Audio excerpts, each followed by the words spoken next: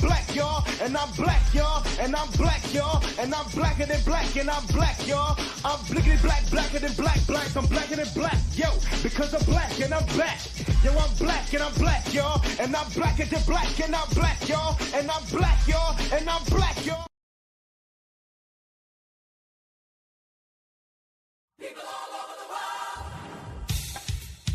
Welcome to the A-Train Show. And now here's your host, the A-Train, Arlington Lane. Welcome to this edition of the A-Train Show, the A-Train Arlington Lane. Back at it again on Tuesday here.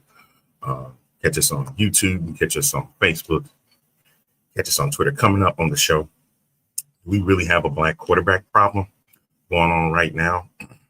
They're taking it really rough. And it's been a subpar year so far for the black quarterback. So we'll touch a bit on those. Listen, y'all, we're not going to get into the politics and all that. We kind of that stuff. I just want to focus on that because it's been a thing now in the NFL, and I just want to tap in on that just a bit. All right, so just, if you're going to get in and start getting crazy, just chill out, you'll get banned. We also got another Houston problem. This time it's Fred VanVleet. We'll touch a bit about that. And do we have a TKO WWE ESPN problem so far? Right now, the people that is sitting pretty as we sitting here on September 23rd is AEW.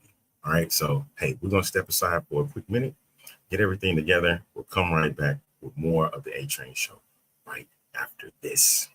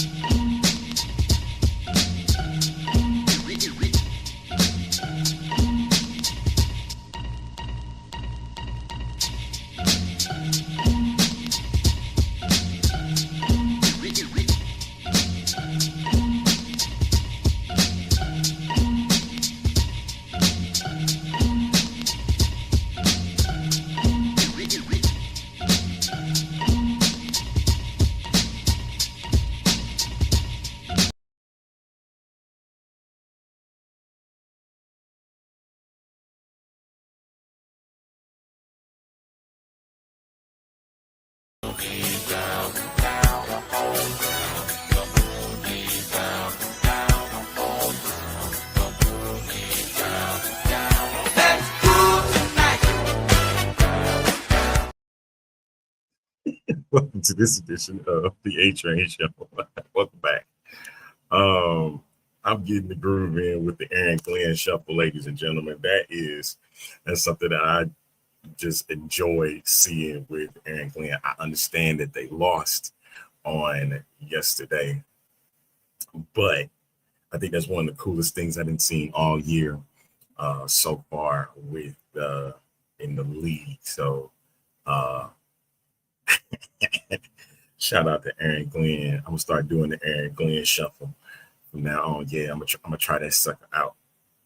But one of the things that I wanted to touch on today, I'm gonna start doing it, and I know I'm gonna get flack for it, but I don't care. I'm gonna do what's going on, Kev? It's good seeing you, man. Hope everything is good with you, Sue. And definitely, before I get into that, I'm shout out my parents for their anniversary on yesterday, celebrating 46 years together. They've been together past about 60 years together, and they celebrated their 46th wedding anniversary yesterday. So thank you. Big ups to them, of course. My grandmother celebrated her 94th birthday on Saturday, so we got a chance to celebrate that. So happy birthday to you, Granny. And got to see a lot of the grandkids come through and show love to her. Yeah, it really was. It really was smooth. But definitely wanted to make sure I got the opportunity to publicly tell them happy birthday and happy anniversary. They close together too, man. And if you celebrating the birthday, especially you, Scott Hilliard, shout out to you, brother. Happy birthday to you, man. If you celebrating a birthday, you can always let me know. You can go to the A Train Show on Facebook or on Twitter, and we'll definitely shout you out. Oh, my guy, Michael Seabrook, yesterday. Happy birthday to you too, man. There's a good brother who works in sports and does a plethora of things. And we will always be talking about sports betting and stuff, about parlays and whatnot. And it's be funny. It's good stuff. So happy birthday to you, brother, as well. So as we get on, I was touching on a little bit at the beginning of the program. It's something that's kind of been in my heart and in my mind that I wanted to discuss. And how we keep saying about the black quarterback, right? That it's a thing now. And I went over some stats last night, and if the good Reverend does happen to jump in today, we'll touch a bit about that. But I went over some stats about those quarterbacks, black quarterbacks that are playing in the league right now as we sitting here going into week number 4. And this is what I came up with. As you can see, they off to a rough start. Of the 18 that have started in a game this season, 7 of them have not even won a game. 7 quarterbacks right now are sitting at 0-3. No, excuse me, 6 quarterbacks, 5 quarterbacks, sorry, are sitting at 0-3, and then one is sitting at 0-2, the other sitting at 0-1. And if you go check out the Jets, that's the numbers that go along with it. So they haven't won a game yet. There are 14 quarterbacks that are under 500. So that means they have won just one game, or they haven't won any game. Only one is undefeated, and that's Jalen Hurts. Right now, with the Eagles, they're sitting at 3-0 after a thrilling win over the LA Rams. And I was going to pick the Rams this week. I really was. And I was like, no, the Eagles are going to pull it out. And thank you. Shout out to Arabia Tillery over at All 32 NFL. She was heated. She was hot. She was hot like fire when she found out that the Rams lost to the Eagles. But it was a great game, great finish, and Eagles pulled out 3-0. But also, if you look at the NFL's top 10 quarterbacks before week 1, 4 black quarterbacks were on that list. To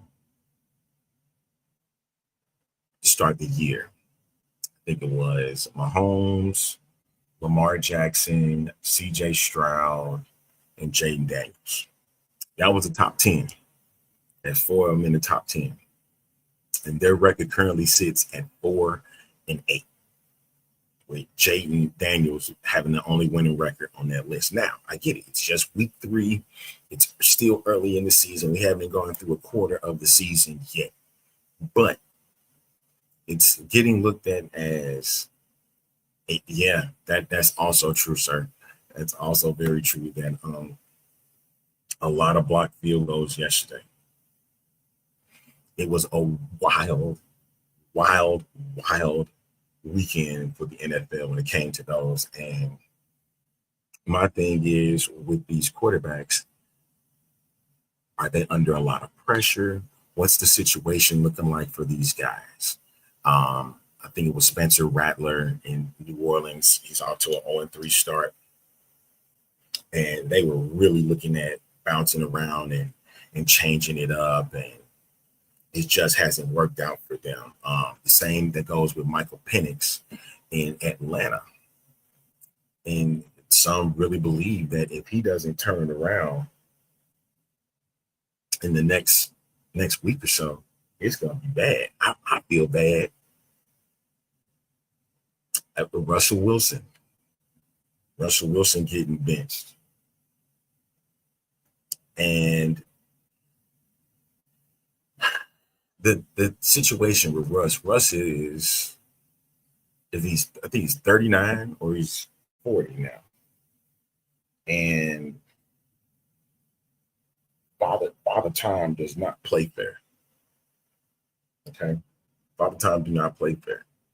And it probably is about that time for him to hang it up. Go ahead and walk away from the game. Well, he's 36. That's it. You make it, the way he played, he make it seem like he's 40, 41, like he Tom Brady or something. But I think as of right now, as we sit here, it's not looking good for him. And now we have a bunch of young quarterbacks that are playing right now in the league so far, and they're taking massive hits. And when Justin Fields left and went to the New York Jets, to be with Aaron Glenn, you were thinking there was going to be something better. And it was looking like that until the end of the game, and it became different. But it's not looking good for quarterbacks of color right now as we sit here on September 23rd. Kevin says Russell is done, in my opinion. All he has is the deep ball. Starting to look that way, brother. It is really starting to look that way. And I don't know. We're at a place right now. Let me see. Kev, you want to jump in on the show today? Just my friends would glad to jump in if need be. I'm gonna ask him if he wants to jump in. I'm gonna send him a message and we'll discuss it. Because you never know what's gonna happen on the A-Train show. I can get people to come on if he wants to do it. If not, and it's listen, it's okay. I know how to run this train if I have to. If he gets in, I'll send him a link there if you want to jump on board. We got Russ. My biggest problem right now is CJ Stroud with the Houston Texans. And those that follow me on Twitter or on Facebook, I tend to talk about the Texans more often now because that's my team. That's what I cheer for and I root for and whatnot. But if I'm being a realist, it looks really bad. And injuries are a problem. We just got back Christian Kirk, and it was seeming like it was going to be a grateful return for Christian Kirk, but it's still a problem for the Texans. Offensive line is not the best,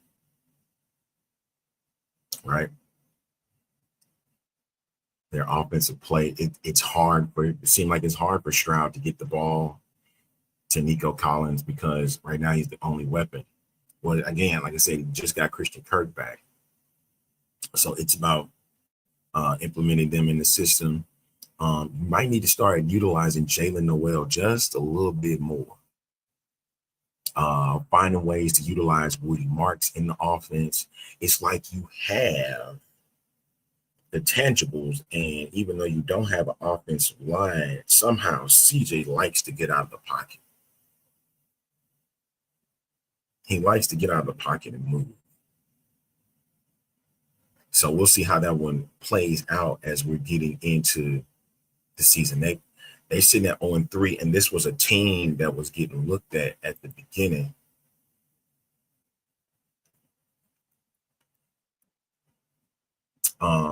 At the beginning, it was looking like everything was just going in their way, but they did not do a lot in the offseason when it came to offensive line help, and they know damn well they needed it. They needed it, and they didn't do anything. They did nothing to benefit themselves. I think this is one of the issues, first time issues, I'm going to say, with Nick Caserio.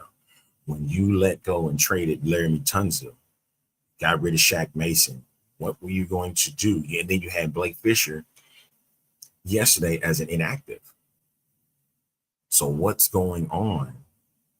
Because that offensive line is looking rough, and the Texans, who were back-to-back AFC South Division champs, is looking like they're going to be bottom of the barrel looking for a draft pick, top 10 draft pick now. And maybe, folks, maybe Texans fans, that's the best thing at this point. Maybe the best thing for the Texans this season is to go ahead and lose it out. Because CJ's going to get killed. And granted, they're playing Tennessee next week, which themselves are 0-3. But the difference is Tennessee is looking to continuously grow, because they're still in the back. They're not looking. It's not going to be a winning season for the Tennessee Titans at all. And for Houston was getting looked at to becoming an AFC contender. And when I say that offensive line is truly the benefit, not to say that the defense hasn't mostly helped their bargain up, but they still give up big plays. That has been their MO under DeMeco Ryans so far in his third season. As he sits, I think right now he's sitting at 22-19. That includes the playoffs.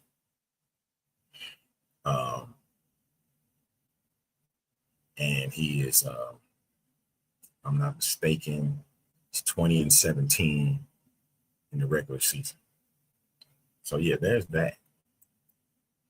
And what just seemed to be promised is looking really bad for Houston.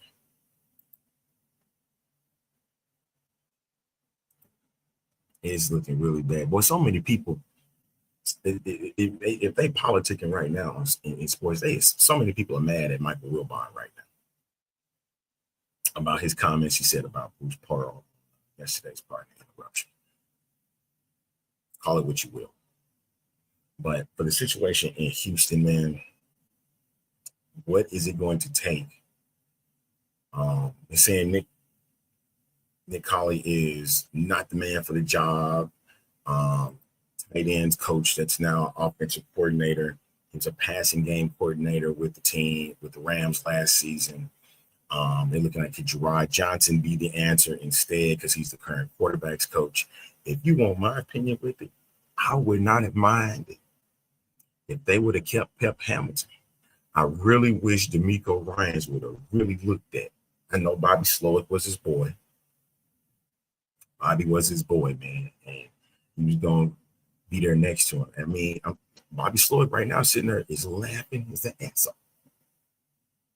He's laughing because there is no way to me. You sit here, you have similar things going on, and it's not working whatsoever. It's not working. I'm sorry. It's not working out. Well, so far. Let me say that. It's not working out so far. And is it going to take CJ? It's going to take CJ, Nick, and Gerard to figure out how to work with what they have right now. That's going to be the MO. And they got Tennessee, and I hope they don't take that game lightly, because this is about getting back into the division race, because right now Colts are running away with it. And a Jaguars team that wanted revenge on a Texans team that took out their quarterback last season. They got the dub. So D'Amico says that he's a part of the game planning when it comes to offense. What you're going to do now, brother, the spotlight's on you. And I think this is the very first time, per se, that D'Amico Ryans is facing a big problem. And it's early. It's already early in the season. And Houston is this close from not even seeing the playoffs. They won't even get a wild card berth. Yeah, because in football, losing 3 games, in the NFL, you lose 3 games at the beginning of the season, it makes it really, really, really difficult to make the playoffs. And really, I really think that's what's going to have to happen, y'all. If you're a Texans fan, you probably want to turn this off, and that's fine. You keep cheering for them, and I'm going to do the same, but it's looking really hard for them. And I think they need to have a losing season so they can readjust. And as much as I want to sit here and say, get rid of Nick Collett, you got to see what he can do for a full year. So that means it's going to be like pulling teeth every single week. But you got to give him a chance to see if he can bounce back and get this team to where it needs to get to. If his offensive game plan is going to be where it's at. If not, you're looking at CJ Stroud on his 3rd offensive coordinator in just 3 years. And that could be a problem. And the reason why I say that is because Sam Bradford, I always go back to that because I remember his first 4 years, he had like 3 or 4 offensive coordinators when he was in St. Louis. It's like there was no offensive coordinator that could work with Sam Bradford. Now, is he the problem? Is CJ Stroud the problem? Because first few games of the season, he has regressed a lot. He's late on throws. His it's like as soon as he sees it, it's kind of too late. Accuracy wise, he's fine. I think he's good on his accuracy. It's some of the throws that he makes. Now, he had 2 picks against the Jags, which is something that you don't normally see with him. And so it's getting everybody in sync is where they're at right now. And I really hope that Houston can figure it out. And if they don't, just folks, we're gonna be in for a long season. And that has to be accepted. And I think that is the biggest issue right now for the Texans because in those first 2 years, you could say the first year under D'Amico was fine because it wasn't expected.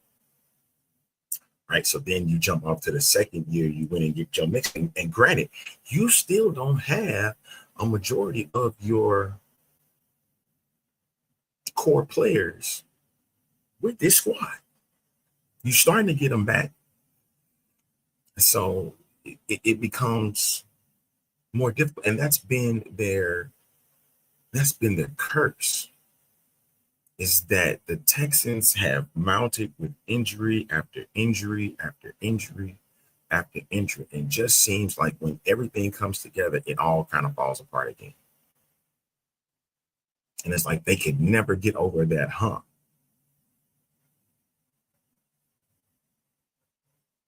Going to be interesting to see what plays out as we progress during the year. And I said that this last game was going to be the test to see if they will get somewhere. Actually, it's going to be this one. If they don't beat Tennessee, you're calling off playoff. Just go ahead and tank the year, get a respectable amount of wins, get to about 6-7 maybe, and then just go back to the drawing board again next season. But it should not be so up and down for this squad, but that's where the Texans are right now. And maybe a losing season can change and rejuvenate for the following year. Make it a wash and just go back to the drawing board. I think Casario messed up by not going after. He drafted with the offensive help. It's going to have to take time to develop. I wish he would have got a free agent O-tackle or traded for another O-tackle to give veteran leadership, so that way this offensive line can mesh, especially with what they have right now. And it's not a lot. So that's that Houston problem. Now we got another Houston problem, as Shams had reported yesterday. But he put it in two different ways. Yesterday. One was, he said, well, no, it's the same. You know what? I take that back. It's the same.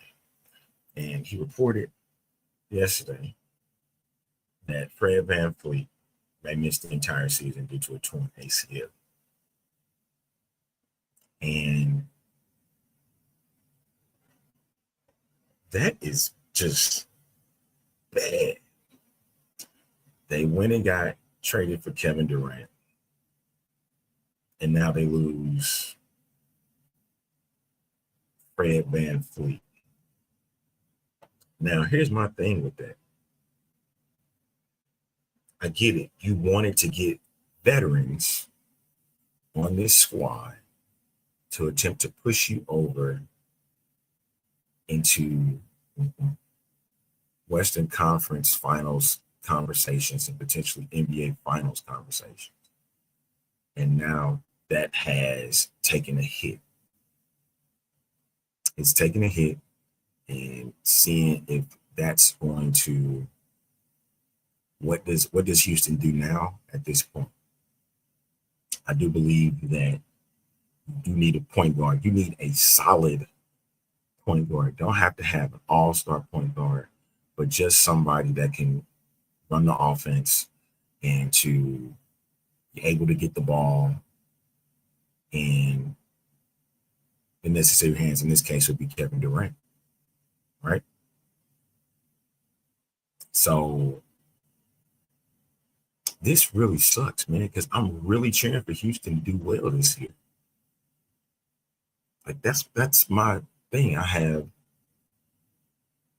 backed Houston sports now for the last 3 years or so. And after what they just got handed with, with Steven Silas, being gone, and you start seeing this team start rising. You added Ime Udoka as the coach, and they looked way better than before. And unfortunately, they just went against the Golden State Warrior team that was better than them. You ship off Jalen Green now, you feel like you had to cut the fat because you felt like he wasn't a leader. And now you have this happen. So what next for the Houston Rockets?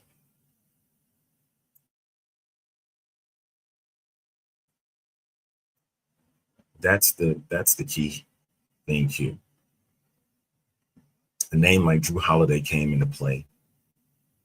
And I was like, if you can get him, go get him.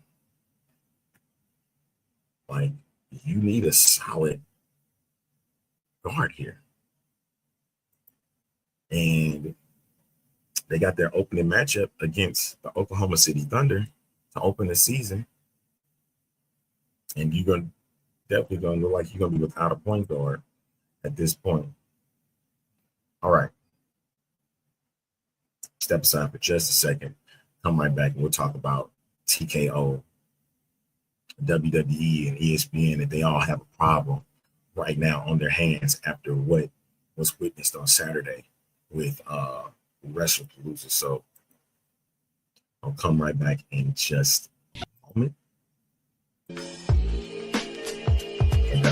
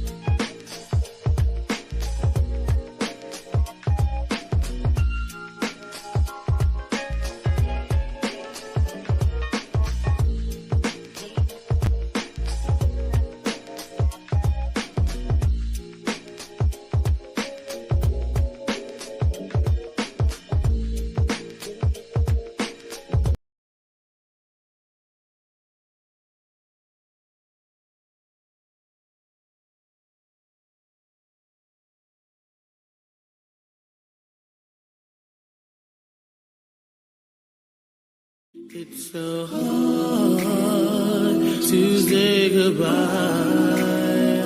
to yesterday.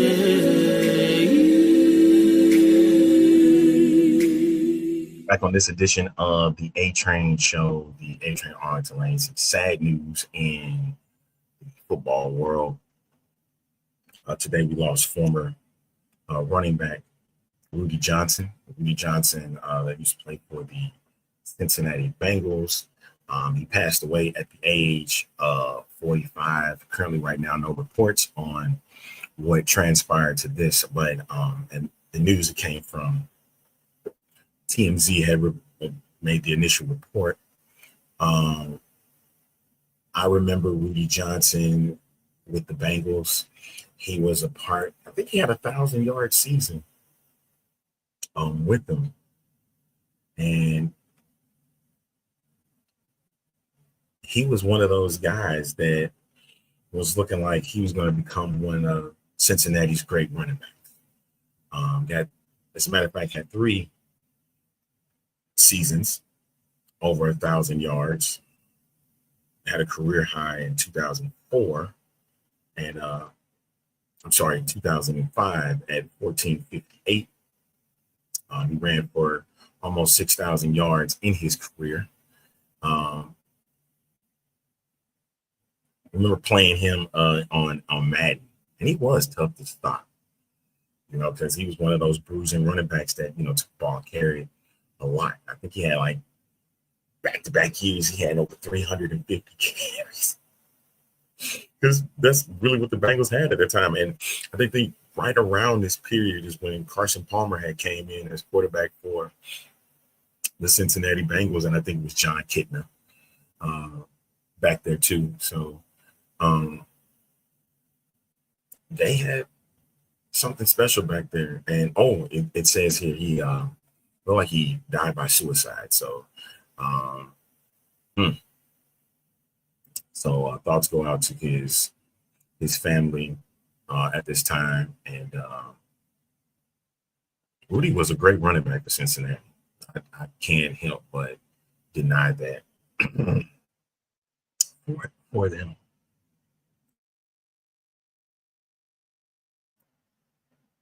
He was a great running back that had a fairly, short career in the NFL. I think injuries did pile up on him.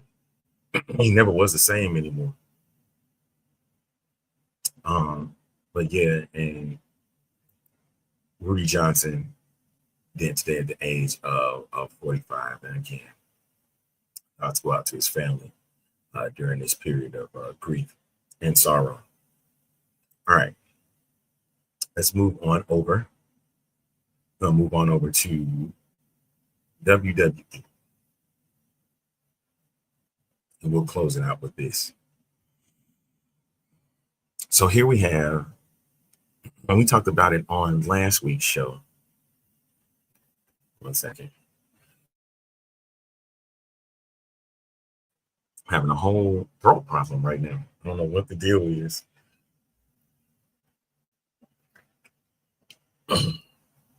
There we go. I think, yeah, that does it. But we have a whole problem with TKO, WWE, and ESPN. And granted, when I talked last week with my panel with Jason Greer and Jared Malone, I had to get aspects from a young person's perspective and my age perspective, because that's kind of what the demographic is. What we come to see is that TKO is gone beyond the entertainment spectacle now, and they just want to make sure they get your money. And I could not see myself paying $30 for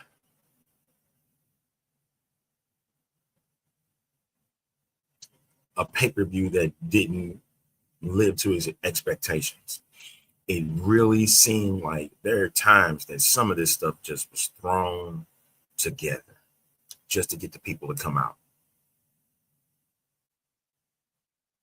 You got AJ Lee back. It didn't hit like you thought it would. EO and Stephanie back here was, according to Andreas Hale of ESPN, the match that saved the show. And I agree with it. And what's funny is I didn't even have to watch the pay-per-view to see what was going to happen. I didn't have to. Or excuse me, the PLE, the premium live. You made this big ESPN spectacle, and it was a huge letdown. Now you know you can't do that again. Especially what Disney is going through right now. Losing all their money because of some political crap. When you have that type of product, who want to pay for it? Who wants to pay for that crap? You only have, for it to be labeled as WrestlePalooza, I seriously believe that this leadership need to look in to other promotions to see how you can make that bigger than what it was. You had a championship match that was a big letdown. You had, on the men's side, you had a tag team match that was a big letdown that led to somebody getting a concussion during the match. You also had less than 10-minute match because you already know that the dude can't wrestle past 10 to 15 minutes. So you just made it a one-sided beatdown like it was SummerSlam back in 2014. It just drives me up a wall, folks. It drives me up a wall when you let Cena, if you ain't paid attention, I'm sure they paid attention. But when Cena brings the kids out, he loses. You ain't never noticed that?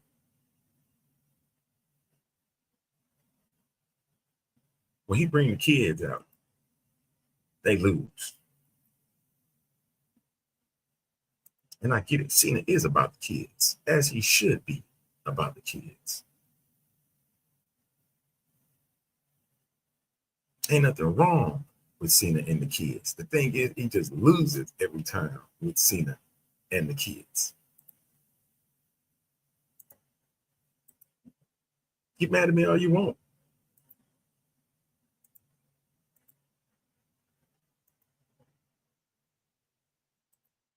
See?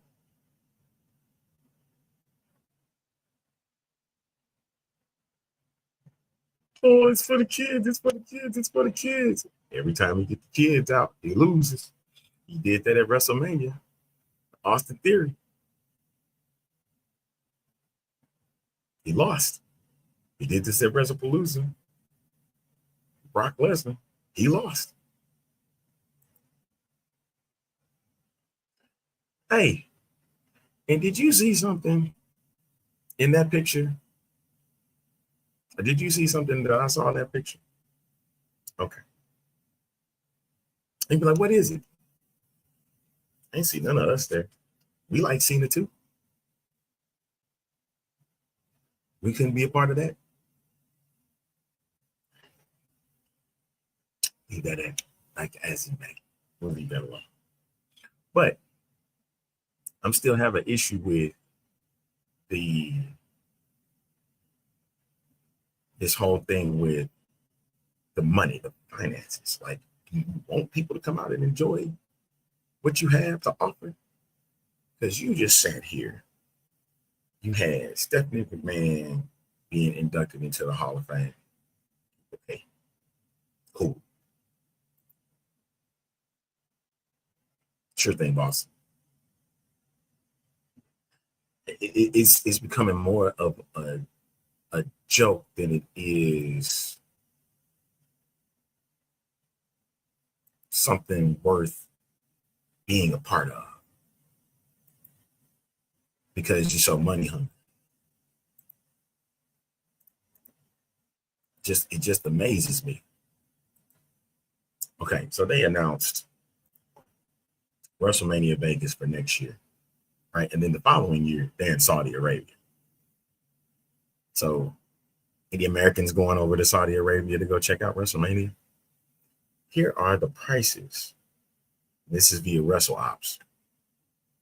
If you want to sit on the floor of Section A, it's $9,000.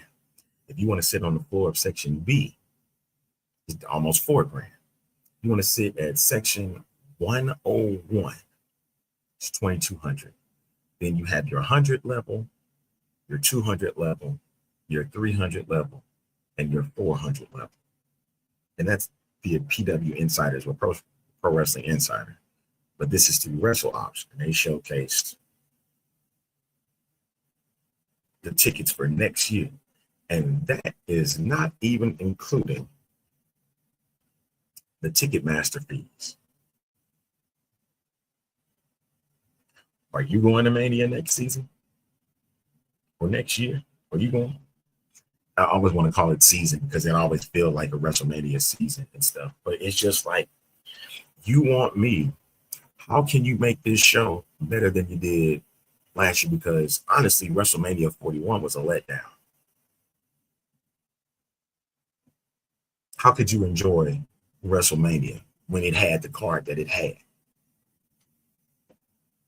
And everybody knew what was going to happen at WrestleMania.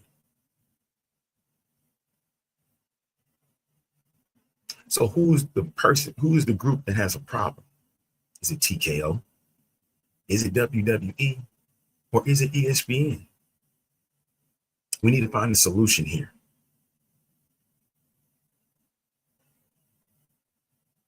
The solution is this. Now that you done got in bed with ESPN, there needs to be wall-to-wall coverage. You did this. You did this. You got and that's the case. You got to do that with all sports, ESPN. There got to be wall-to-wall coverage of everything. You are considered the king of sports and entertainment. Kings. So now you have to do that now with a choreographed sport. Because if you think that people are just gonna purchase these PLEs just to see them, you're gonna do well with international money, but you're not gonna do well. Well, no, that's not true. Because internationally, you're not gonna get it because they're on Netflix internationally. Why do you not just put everything on Netflix? Why everything can't be on one spot? Why everything has to be separate? Because TKO is a money-hungry, drubbing organization. Oh, because you put UFC on ESPN, you think the same ordeal is going to work for WWE there. You might as well put everything on Netflix. Everything. It does not need, if you're putting your flagship show on Netflix and you showing SmackDown internationally on Netflix, just put everything on Netflix. What's the problem with that?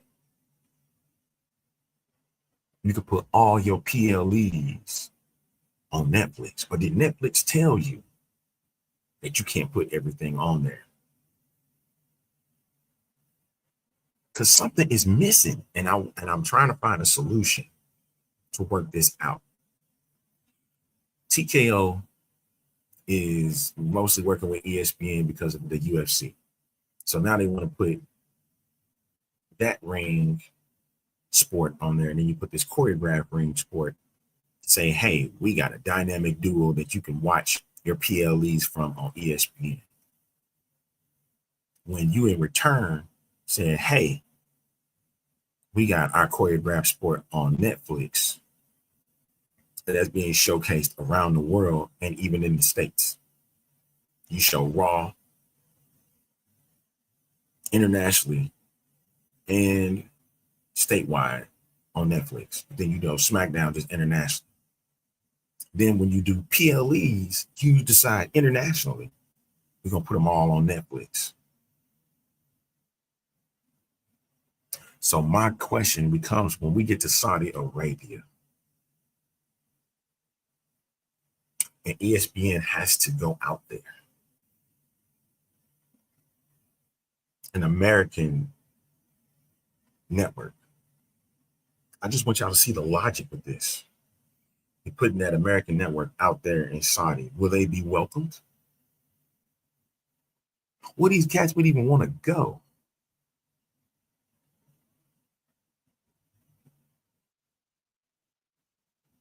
Because at some point, you're going to need to, I don't think this ESPN thing is going to work out. I don't think it's going to work. Especially if Netflix is in a major part of where WWE and TKO is now. I absolutely believe UFC needs to go on Netflix. You put boxing there. You just had this Terrence Crawford and Canelo fight. Then you had Jake Paul with his fights. And they got big viewership. It ain't like you're going to sit there and hike the prices up anyway on Netflix, even though it currently sits at $14.99, I think, or $16.99 if you want to get the premium. So what difference was it make Why I gotta watch something on this 30? And that's been my biggest thing with WWE. With AEW, I don't have to deal with that. AEW's in one place. They with the Turner family. So if I want anything with Turner, I'll just go to Max. And I can watch AEW programming on TNT or TBS. It's in one spot. One family. WWE's not doing that. They thinking that get them out in other areas. You know what? That could be what it is. Get them out in other areas so more people get an opportunity to see the product. That's how they're looking at it. Because again, NXT is on network television. SmackDown is on a cable network. And Raw is on a streaming network. And then you got your undercard, your development on streaming. And what you say, it's free of charge. Okay. But why everything is not locally in one place? That's why I miss WWE Network. And my panel said it last week. WWE Network was one place for everything. I just want to know where it went wrong. I really want to know what went wrong with it.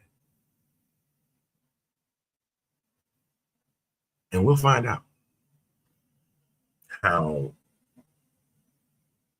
if solutions are going to be made, and hopefully for the better. Because as much as you might not like Vince McMahon as a human being, but as a businessman, he was actually looking out for the people. And what's crazy is, this is weird. He was weird about the product in the ring, but he wanted the fans to see that weird product and would be reasonably priced to do it. How? And then you flip it. Triple H has a decent product, but wants to gorge everybody for, and this is the organization, TKO, want to gorge everybody to come see this product. And he's been hitting and both. And you want to be honest, Vince and Triple H been hit and miss. That's why I want to be putting the writers on. Main reason I want to be putting the writers on. Main reason why I want to do the storylines with the Black superstars, because you want stories told, and I think you can make it worth your while. Get some Black people in the writers' room. Don't call them DEI hires. Get them in there because they deserve to be there and they earned their right to be there. Because I believe they can tell a story for you. And maybe it can help your little problem that you got right now with TKO, WWE, and ESPN. All right, y'all, about to wrap this bad boy up. It is time to go. And